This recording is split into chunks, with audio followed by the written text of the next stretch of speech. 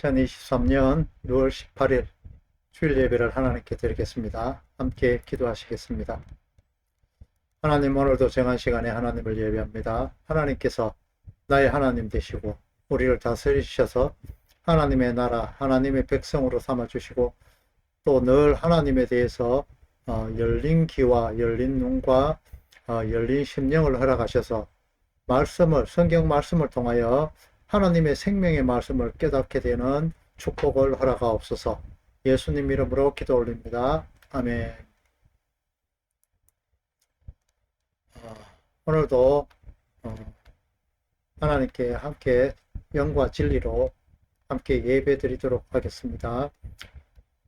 한 주간 지나면서 지내고 있던 모든 삶의 무게, 지치고 고단한 모든 것들을 내려놓으시고 함께 예배하겠습니다. 오늘은 산상수훈 중 8복의 두 번째 항목인 애통하는 죄에 대해서 공부해 보려고 합니다. 오늘 말씀은 마태복음 5장 4절 그리고 누가복음 21장 하반절 말씀입니다. 함께 읽도록 하겠습니다. 마태복음 5장 4절입니다. 애통하는 자는 복이 있나니 그들이 위로를 받을 것이며, 누가복음 26장 21절입니다. 지금 우는 자는 복이 있나니 너희는 웃을 것이며. 아멘.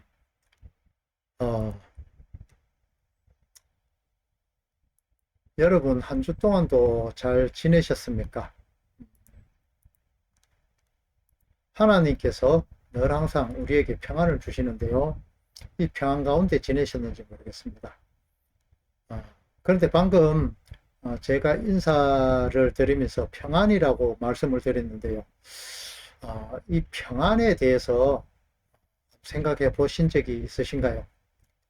우리가 일반적으로 평안이라고 하면은 조용하고 아무 일 없는 가운데서 지나가는 것, 그러니까 평온함, 안전함 등 이런 광범위한 그런 평안이라고 생각을 하는데요. 이 평안이라는 단어인 그 에이레네 이런 헬라로 표현이 되는데요. 이것은 전쟁과 반대되는 단어로 복된 번영을 가져오도록 법과 질서가 유지되는 그런 상태를 말하는 것이 에이레네 이렇게 이야기합니다. 역사적으로도요, 스토아 철학자들에 의해서 이 에이레네를 새롭게 정의한 부분은 영적인 평안함이나 마음의 평안이라는 의미를 띠게 됩니다. 자주 사용되지는 않았습니다만요. 구약 성경에서 이 에이레네를 샬롬 이렇게 표현을 했습니다. 이 샬롬은 좁은 의미의 평화가 아니라 웰빙, 그러니까 즉 안녕과 복리를 말하는 보다 넓은 그런 의미의 평화를 표현하는 것입니다. 민수기 6장 24절을 보면요. 여호와는 내게 복을 주시고 너를 지키시기를 원하시며 이렇게 말하고 있는데요. 여기서 복 주시고는 복을 완전한 개념으로 그렇게 완전의 개념으로 그렇게 가지고 있는데요. 다른 모든 축복을 요약하고 있으면서 하나님의 임재에 밀접하게 관련되어 나타나는 그런 단어입니다. 이 구절이 원하는 복의 대상은 신약에서 또 다음과 같은 그런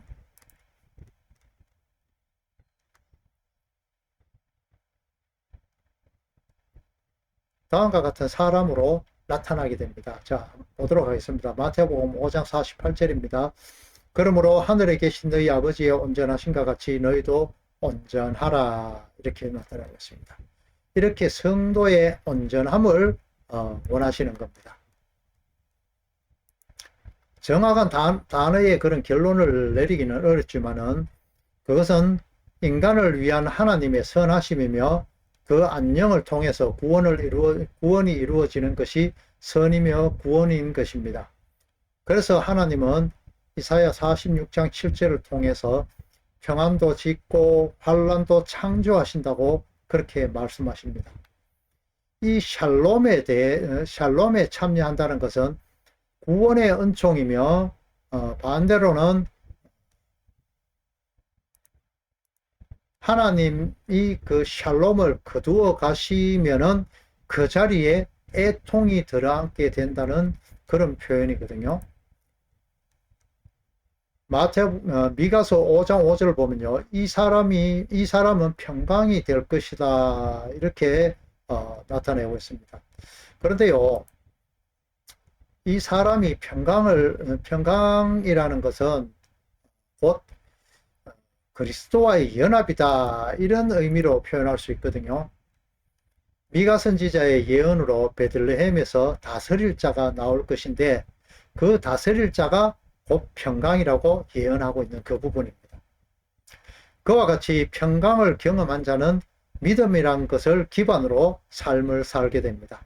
그래서 아들 이삭을 바치라는 하나님의 명령에 이삭을 다시 살리실 줄로 믿고 행한 아브라함의 그 믿음을, 또 요셉은 아직 완성되지도 않은 출애굽에 대한 믿음으로 가나안 땅에 자기 뼈를 묻을 것을 가져나갈 것을 명하는 그 믿음을, 바로의 철권 통치를 무서워하지 않고 모세의 부모에 대한 믿음, 그리스도를 위하여 수모를 받는 것을 죄악의 낙을 누리는 것보다 더 좋아하며 애굽 왕의 맹위를 두려워하지 않고 보이지 않는 하나님을 보이는 것 같이 믿고 견디어 나가는 그런 모세의 믿음.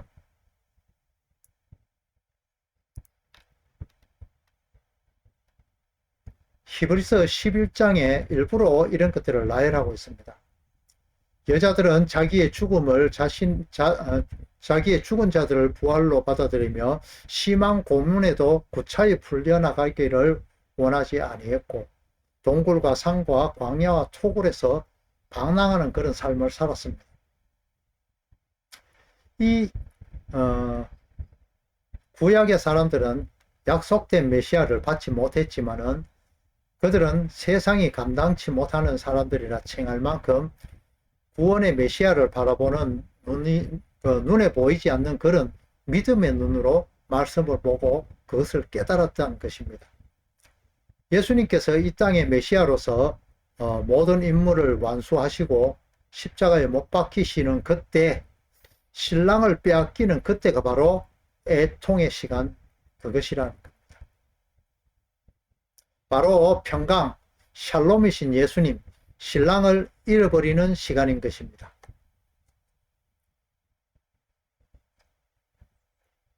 만약 여기에서 끝났다면 우리에게는 진정한 에이렌의 평강이 없었을 것입니다. 우리의 죄악을 지시고 하나님과 끊어짐을 경험하시는 그 하나님의 버림을 당하시는걸 맛보시고 부활하였고, 성도가 그 부활의 예수님에게 연합해서 하나님과의 연합됨으로 인해서 성도에게 진정한 에이레나가 찾아온 것입니다. 오늘 본문의 팔복은 꼭 기독교인이 아니더라도 복받기 위한 그런 행동 강령쯤으로 생각하고 이것을 우리가 큐티하듯이 매일 읽고 실천하며 복받기에 혈안된 사람들도 있었습니다. 매 구절마다 후렴처럼 따라 나오는 복, 그것 때문에 말이죠.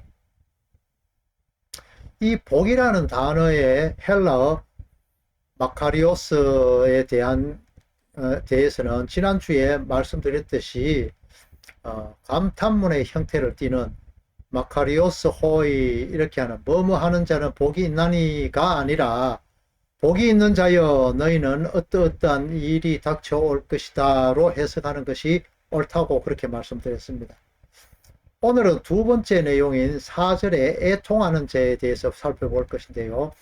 애통하는 자는 복이 있나니 그들이 위로를 받을 것이며, 이건 역시 복 있는 자여 그대들은 애통하게 될 것이고 그대들은 위로를 받게 될 것이다, 이렇게 번역해야 할 것입니다.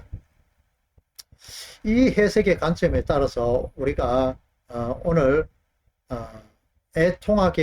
어떤 애통하게 될 것인가에 대해서 성경을 통해서 찾아보도록 하겠습니다. 본문에서 애통하는 자에 해당하는 헬라어는 펜데오운테스인데 본문에서 애통하는 자는 그 기본형인 펜데오로 나타나고 슬퍼하다, 애도하다, 울부짖다라는 의미를 담고 있는 그런 단어입니다. 그 원어는 펜도스라는 단어인데요. 야고보스를 보면요. 야고보스 4장 9절을 슬퍼하며 애통하며 울지어다. 너희 웃음을 애통으로 너희 즐거움을 근심으로 바꿀지어다. 이렇게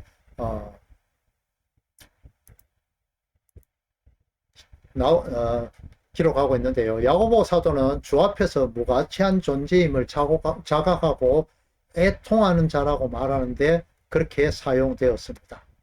하나 더 보겠습니다. 계시록 18장 7절 말씀, 8절 말씀입니다. 7절 말씀 보도록 하겠습니다. 그가 얼마나 자기를 영화롭게 하였으며 사치하였든지 그만큼 고통과 애통으로 갚아주라. 그가 마음에 말하기를 나는 여왕으로 앉은 자요 과부가 아니라 결단코 애통함을 당하지 아니하리라 하니. 이렇게 스스로 높아진 자, 스스로 높아진 자의 행위, 그러니까 그 마음에 가 있는 자기 영광 챙기기에 빠져 있는 그런 사람들에게 주어지는 애통함, 그것을 표현했습니다. 계시록 21장 4절을 보면요, 모든 눈물을 그 눈에서 닦아 주시리니 다시는 사망이 없고 애통함이나 고개하는 것이나 아픈 것이 있지 아니하리니 처음 것들이 다 지나갔음이라. 성도의 애통이 끝나는 날을 보여주는데 사용되어집니다. 시험의 때인 처음 것들이 지나가고 새하늘과 새 땅이 열려 예수님과 함께 있기에 애통이 끝났다, 이런 것입니다. 그리고 위로받는 장면이 나오는 것이죠.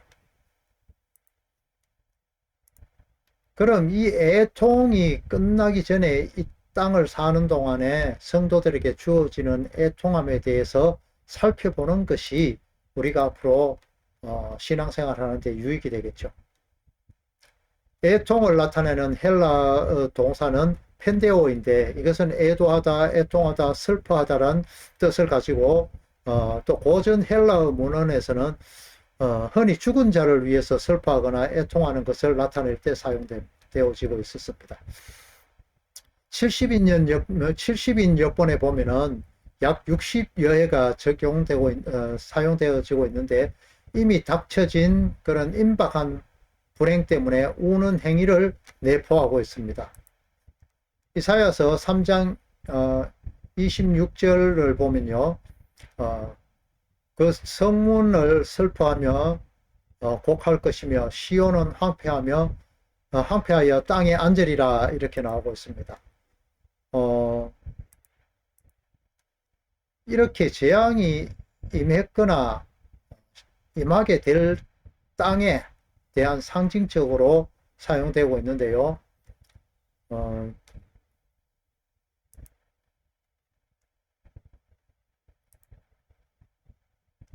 이 역대상 7장 22절을 보면요, 에브라임이 아들의 죽음에 대해서 애도하는 모습에 사용됩니다. 그 슬픔이요.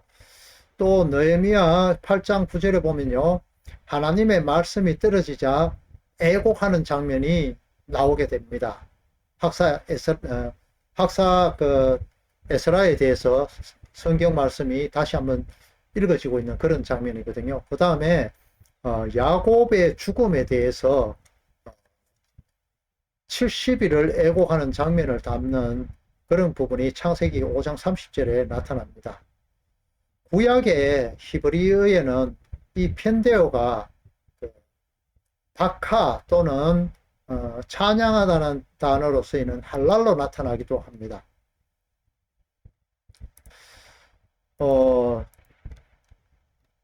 이제 신약에서 사용이 된 펜데오에 대해서 몇 군데 이렇게 살펴보도록 하겠습니다. 성경 말씀만 맨 찾으라 하고 이러니까 참 지겨우시죠. 하지만 조금만 좀 참고 따라와 보시기 바랍니다. 마가복음 16장 10절입니다.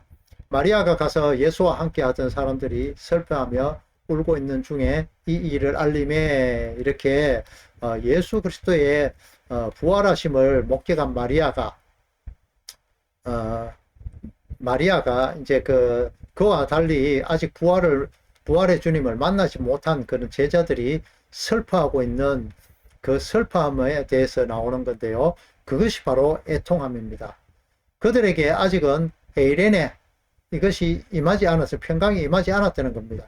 예수님께서 예수님을 만나는 그 시간이 바로 평강이신 예수님을 만남으로 인해서 그 평강이 그들에게 임하게 되는, 그 다음에 끊어졌던 관계가 회복되면서 평강에 있게 된다, 이런 말씀입니다. 누가복음을 한번 보도록 하겠습니다. 6장 25절입니다. 화 있을진저 너희 지금 배부른 자여 너희는 줄이리로다. 화 있을진저 너희 지금 웃는 자여 너희는 애통하며 울리로다. 이렇게 기록하고 있습니다. 하나님의 구원 대상의 대척점에 서 있는 자들, 그 자들에게 나타나는 애통함은 우리 믿는 자들의 애통함과 또 조금 다른 개념으로, 반대되는 개념으로 기록되어 있습니다. 계시록 18장을 한번 보도록 하겠습니다. 이 18장을 보면요, 바벨론에 임한 그런 심판을 보고 부의 원천인 바벨론이 사라져감을 지켜보던 상인들의 애통을 표현하는 그런 장면인데요. 이들의 애통함은 상실감과 허무감에 대한 것에 대해서 기록을 하고 있습니다. 또 고린도전서를 보면요,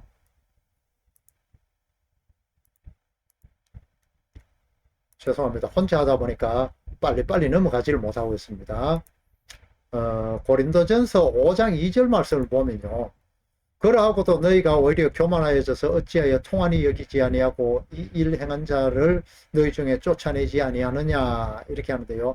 사도 바울은 아버지의 아내를 취한 부도덕한 자를 대하는 고린도 교인들을 향해서 그들의 태도가 교만하며 쫓아내지도 않고 통한이 여기지도 않은, 그러니까 즉 애통함이 없음을 질책하고 있습니다.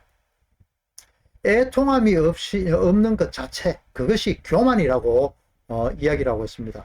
여러분, 성경에서 하나님이 금한 우상을 섬기는 그 자체를 가지고요, 그런 이스라엘을 향해 가지고 표현적으로 보면요, 바람난 여자 내지는 그런 창녀로 취급한다는 것 아시죠? 하나님과 우상을 겸하여 섬기는 것을 하나님은 정말 싫어하십니다. 고린도전서 10장 8절을 보겠습니다. 그들 중에 어떤 사람들이 음행하다가 하루에 23,000명이 죽었나니 우리는 그들과 같이 음행하지 말자, 이렇게 기록하고 있습니다. 이것은요, 출애굽 당시 시딤에 머물 때에 그들의 이스라엘 자손들이 모압 여성과 음행을 시작합니다. 그리고 그들의 신인 바알 신을 섬기게 되는데요. 그 보올이라는 위치에서 바알보올에게 절하면서 우상 숭배를 한 사건으로 인해서 이스라엘 백성이 23,000명이 죽는 사건이 기록되어 있습니다. 여기서 바알보올이라는 것은 보올에서 섬기는 바알 또는 열리는 바알, 이런 뜻을 나타내는데요. 이 바알은 모압의 우상으로 생식과 출산을 관장했던 프리아푸스 신을 나타내는데요. 신전의 여사제들과 음란한 제의의식으로 음행을 하였던 것입니다. 당시 근동지방에서 각 나라마다 나라를 지키는 그런 신이 있다고 믿고 그 신을 섬겼는데요. 모압의 국가신이 바로 그모스로 바알과 동일시 되기도 했습니다. 민수기 25장 3절에는 보면요, 나타나는 이 사건을 보면은 계기가 뭔가 하면은 민수기 31장 16절에 그 답이 나오는데요. 발락 왕이 발람 선지자를 통해서 이스라엘을 저주하도록 사주를 했는데 실패를 했잖아요. 그런데 재차 발람을 끌어들여 가지고 의논을 한 결과 발람이 하나의 제안을 하는데 바로 이스라엘과 모압을 혼합을 유도하게 하는 겁니다. 이 혼합에는 두 가지의 내용이 등장하죠. 그러니까 성적인 음란함과 또 하나는 우상숭배입니다. 하나님은 그 우상숭배는 단순히 우상숭배만을 이야기하시지 않고 하나님의 불순종하는 것, 하나님을 불순종하는 것 자체도 우상숭배로 보았습니다. 그 우상숭배를 성적 음란과 같은 관점의 그런 그 같이 해서는 같이 있어서는 안 될 것으로 그렇게 취급하고 있습니다. 그런 우상숭배와 성적 음란을 같은 그런 것으로 보고 있었죠. 호세아 선지자에게 이스라엘 민족이 음란하게 바알을 섬기는 것을 징책하시면서 장녀 고멜과 결혼하도록 하는데요. 이 이스라엘을 고멜화 시키는 그런 내용입니다. 그 자녀가 3명이 있는데요. 첫째가 이스라엘, 그 다음 둘째가 로루하마, 셋째가 로암미라고 그렇게 짓도록 하나님은 명령을 하십니다. 이는 이스라엘을 패하겠다. 또 다시는 이스라엘 족속을 긍휼히 여기서 용서하지 않을 것이다. 또 하나는 너희는 내 백성이 아니요 나는 너희 하나님이 되지 아니할 것이다. 이런 의미의 이름이거든요. 3명이요. 세상의 도덕으로 타락함보다 우상숭배, 그러니까 자기 자신이 하나님 되려는 것을 하나님은 더 미워하십니다. 하지만 하나님의 징계는 단호하시지만 반드시 이 징계에는 구속함을 전제하고 계십니다. 호세아 2장에 보면요, 이 부분이 잘 나타나 있습니다. 바알의 이름을 그 입에서 제거하고 기억하며 부르지 않으면 다시 하나님이 이스라엘에게 장가들며 기도에 응답하신다고 이야기하십니다. 이스라엘이라는 이름은 두 가지 의미가 있습니다. 그 첫 번째는 하나님께서 흩으실 것이다 이렇게 표현되고요. 두 번째는 하나님께서 파종하실 것입니다 이렇게 나타납니다. 호세아의 맏아들 이스라엘을 통해서 하나님은 흩으시기를 말씀하셨지만은 다시 파종할 것을 말씀하고 있는 것입니다. 징계에 따르는 회복을 준비한 것이죠. 계시록 2장 12절에서 29절을 보면요, 버가모 교회와 두아디라 교회로 보내는 편지에 대한 글이 있습니다. 이 두 교회에는 이단 세력들이 들어와 있는데요. 버가모 교회에는 발람의 교훈, 즉 혼합하는 것인 하나님과 우상을 겸하여 섬기도록 하는 그 세력이고, 또 두아디라에는 이세벨의 세력을 말하는데요. 이것은 역시 우상 숭배, 우상 섬김을 말하는 것입니다. 이들이 행한 일들은 우상의 제물을 하나님의 말씀 먹는 것과 겸하도록 만드는 그런 내용입니다. 바울 사도는 고린도전서 5장 22절을 통해서 이 같은 자들을 쫓아내라고 강력히 말하고 있습니다. 교회 밖에서 버젓이 간판 걸고 장사하는 그네들은 사입이잖아요. 그건 아시잖아요. 신천지, 하나님의 교회, 제7안식교 이들 말입니다. 교회 안에서 하나님의 말씀을 도적질하여 가리키는 양복 입은 그 무당들, 그들이 바로 이단이라는 겁니다. 하나님과 스스로 하나님 되기를 혼합되도록 유도하는 자들입니다. 이들은 스스로 노력해서 축복받아 천국 가자 이런 뉘앙스를 가지고 설교하는 것들, 다 이들은 혼합주의입니다. 발람하고 똑같은 겁니다. 이 혼합주의의 표본으로 성경에 나타나는 것이 바로 그 결과로 나타나는 것이 그 사마리아이거든요. 그래서 유대인들이 그 사마리아인들을 개돼지 취급한 겁니다. 아예 상종을 안 해버렸죠. 이들은 예수님과의 연합을 끊으며 그것에 익숙해지도록 만듭니다. 그 연합에서 끊어진 자들에게, 연합된 자들은 각각 애통하게 되는 것입니다. 그 애통함은 예수님과의 관계 때문이죠. 또 다른 부류들은 좀 전 살펴본 계시록 18장의 내용처럼 자신의 모든 것으로 삼고 살던 부와 명예가 떠나감으로 애통하게 되는 겁니다. 이것은 예수님의 비유인 모래 위에 지은 집과 반석 위에 지은 집에 비견되는 것인데요. 그 첫 번째 비유로 나타나 있던 그 집인 구약에 비견되는 그런 모래 위에 지은 집을 말합니다. 자신의 공력으로, 자신의 힘으로, 행위로 천국 가겠노라고 계명 지킴을, 열심을 일삼는 그들 말하는 겁니다. 내가 하나님이 되고파 하는 아담의 원죄를 그대로 유지하면서 예수님의 구원의 피를 거절하는 그 유대주의자들 말입니다.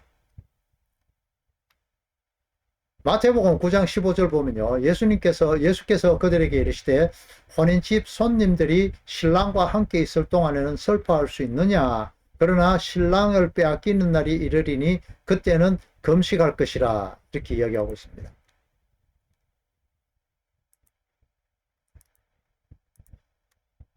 앞에서 말씀드린 바 예수님께서 조금 후에 십자가를 지시며 하나님과의 관계 단절을 경험하실 것을 예언하시는 것인데요. 음란한 세대가 표적을 구하나 요나의 표적밖에 보여줄 것이 없다고 말씀하신 예수님의 말씀이 바로 이것을 이야기하고 있습니다. 3일 동안 하나님과 단절, 즉 서울과 비견되는 그 단절 말이죠. 이와 마찬가지로 성도들은 예수님과의 그 단절됨에 애통함이 있어야 되는 것입니다. 내 안에 날마다 싸우는 육신의 법과 영의 법의 그 싸움에서 날마다 이기는 것은 육신의 법이라고 바울사도도 그렇게 고백하죠. 그렇게 우리는 예수님과의 연합이 끊어지는 것을 날마다 경험하면서 이렇게 끊어지면 정말 지옥밖에 없겠구나 하고 다시 한번 하나님 앞에 면목 없이 넙적 엎드리고 회개하면서 하나님의 거저 주시는 그 연합을 다시 한번 덥석 붙잡아야 하는 그것을 날마다 경험하는 그것을 성도의 삶이라 그렇게 할 수밖에 없습니다. 거기에서 애통이 쏟아져 나오게 되어야만 하는 것입니다. 자칭 예수를 믿는 사람이 사업이 잘 안 되어 망하고 사회적으로 매장되는 일들이나 예수를 믿는다고 시어머니에 구박받았다고 하는 이런 식이 나타나는 그것을 갖다 애통하는 자라고 내게 애통이 있다 이렇게 이야기한다면 정말 곤란합니다. 우리가 애통하게 되는 것은 바로 예수님과의 끊어짐으로 발생되어지는 것입니다. 자기 스스로 계획을 잘못 세우고 돈 욕심에 눈이 어두워서 사업이 망해지고 그것을 성경에 더 씌워가지고 예수님 하나님 욕하지 말라 그런 말입니다. 자기가 시부모 잘못 섬기고 벼르고 있다가 못 참아가지고 속으로 꾹 참고 있다 못 참아가지고 부딪혀가지고는 예수 믿는다고 핍박받았다 이렇게 하는 그것이 애통이라고요.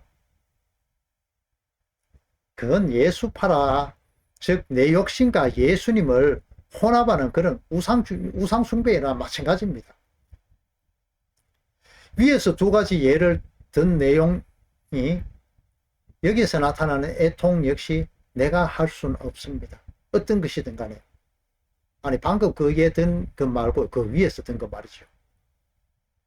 망하게 하심도 감사할 수 있는 그런 실력자가 될 수 있어야 됩니다. 그것이 진정한 믿음의 소유자라는 거죠. 시부모로 인해서 고통을 받으면요, 말씀을 통해서 위로받는 그런 실력자가 되어야죠. 이 말씀드리면 갈 겁니다. 그럼 니는 잘하나? 물론 저도 안 됩니다. 그러니까 저는 이 설교를 통해 저를 치고 있습니다. 그게 바로 하나님께서 지으신 이 시험의 땅에서 천국 백성으로 지어져가는 그런 과정인 것입니다. 나를 버리고 나 스스로 티 없음을 인정하고 있음이신 하나님만을 오로지 붙들 수 있는 실력자를 만들어가는 것이 바로 이 시험의 땅에서 성도들의 삶인 것입니다. 그것이 바로 애통하는 자의 삶으로 이어져가는 과정입니다. 그래서 이 생이, 이 삶이 고달픕니다. 그래서 힘이 된 겁니다. 마지막으로 결론을 짓겠습니다. 애통하는 자, 예수 그리스도와의 끊어짐으로 인해서 닥쳐오는 애통하는 자, 그 사람이 바로 예수님의 위로를 받게 될 것입니다. 관계가 끊어진지도 모르고 눈 감고 귀 닫고 사람의 모습으로 살아가는 그 모습, 그것이 안 된다는 거죠. 거기에서 하나님의 선물로 회개를 선물로 주시고 그것을 알아들은 진정한 성도가 회개하게 되는 그것이 바로 애통하는 자인 것입니다. 회개 역시 우리 스스로 억지로 할 수 있는 것이 아닙니다. 우리 스스로 할 수 있는 것은 회개가 아니죠. 뭐 반성이라 해두죠. 그냥 이것은요, 이 회개 역시 하나님이 주시는 선물이면 여러분도 잘 아실 겁니다. 이 애통하는 자의 이 땅에서의 삶이 바로 위에서 말씀드렸듯이 세상이 미워하게 되는 삶을 살게 되고 이 땅과 혼합되지 않은 그 순수한 하나님의 말씀으로 살아야 하는 나그네의 편치 못한 삶이라는 것 역시 기억하시기를 바랍니다. 사도행전 11장 18절을 읽고 오늘 예배를 마치도록 하겠습니다. 함께 읽겠습니다. 그들이 이 말을 듣고 잠잠하여 하나님께 영광을 돌려 이르되 그러면 하나님께서 이방인에게도 생명 얻는 회개를 주셨도다 하니라. 축도하고 예배를 마치도록 하겠습니다. 이제는 교회 머리가 되신 성자 하나님의 은혜와 우리를 구원하시기 위하여 독생자를 보내주신 성부 하나님의 크신 사랑과 성령 하나님의 교통하심이 애통하는 자로 지어져 가며 이 땅과 구비를 통하여 하나님의 회개의 선물을 받아 예수님의 보혈의 피에 빨아 희게 된 성도의 행실인 세마포 있기를 원하는 하나님의 택한 백성들 위해 이제로부터 영원토록 함께 있을지어다. 아멘.